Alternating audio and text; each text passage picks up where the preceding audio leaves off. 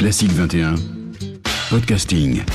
Surfons tranquille, le web sans souci avec Olivier Bogart. Ah bah oui, parce que comme je viens de le dire, c'est l'heure, il est 8h47. Bonjour Olivier. Bonjour Eric. Merci d'être revenu cette année encore une fois. Oui. On va parler des arnaques toujours, des arnaques utilisant de grandes marques qui se sont à nouveau répandues sur les réseaux sociaux et plus spécifiquement sur Facebook. Exactement. Elle mettait notamment en avant Primark, Samsung, Apple ou encore Ikea.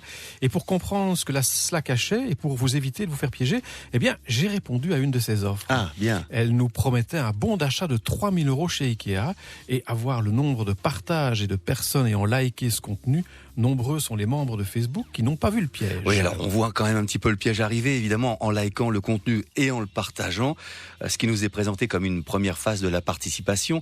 Nous donnons donc accès à toute une série de nos informations personnelles. On est un peu piégé déjà. Exactement. Et si vous poursuivez, un lien vous est proposé qui vous redirige sur une page sur laquelle un compte à rebours s'affiche. On vous invite à faire un choix de cadeau dans les 3 minutes.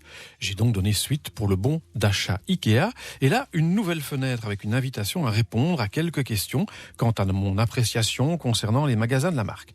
J'ai dû ensuite m'inscrire pour recevoir le bon d'achat. Et alors, laissez-moi deviner, là, à ce moment-là, ce sont les données d'identification classiques qui vous sont demandées. Exactement. Ils sont bons. Nom, prénom, adresse, numéro de téléphone et adresse mail. Une petite mention précise que désormais, je recevrai 3 mails par mois.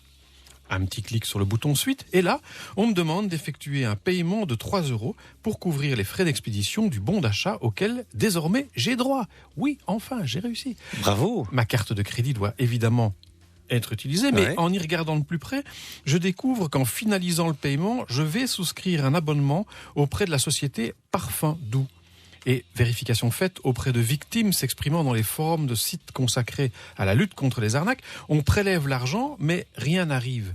Et la résiliation de l'abonnement est très difficile, sans compter qu'il n'y a évidemment pas d'envoi de la carte cadeau Ikea.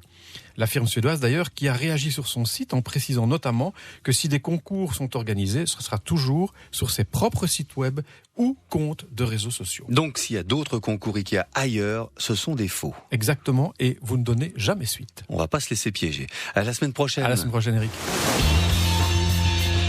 Surfons tranquille, également en version texte sur classique21.be. Retrouvez cette rubrique dans le Soir Magazine de mercredi. Cette séquence est également diffusée en FM sur Classique 21.